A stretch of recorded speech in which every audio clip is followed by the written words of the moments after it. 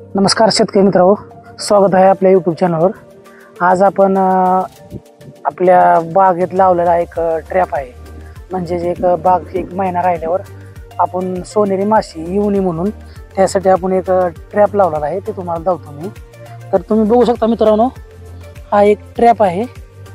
हा ट्रॅप आपल्याला दुकानात साधारणतः 45 ते 50 रुपयापर्यंत भेटतो।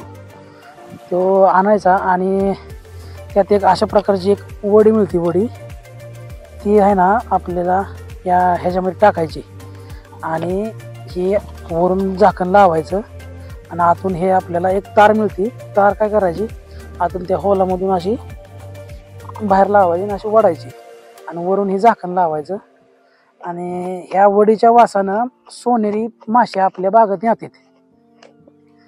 आणि आपण लावून एक 8 दिवस झालं तर तुम्हाला मी दावतो आपला ट्रॅप लावला आहे ते।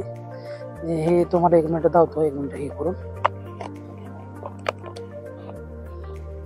हा ट्रॅप आपल्या ह्या ताराला असं लावायचा, लटकून ठेवायचा। तर तुम्हाला मी बागाला एक 8 दिवसापूर्वी ट्रॅप लावलाय, ते तुम्हाला दावतो कसा असतो आणि माश्या कशा येतात। आणि 8 दिवसापूर्वी जी ट्रॅप लावला त्यात माशी गेली बघा, तुम्ही दावतो तुम्हाला 1 मिनिट।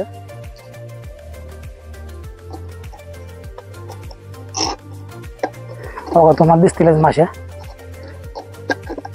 अशा प्रकारच्या माश्या येतात।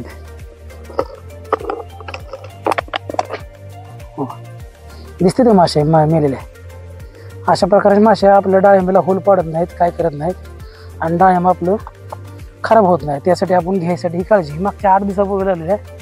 असं आपण लावलेलं एक 30-40 ट्रॅप लावले आपण। ही शेतकऱ्यांना घ्यायसाठी काळजी एक शेवटच्या महिन्यात काळजी घ्यायची लागते ह्या अशी बागाची।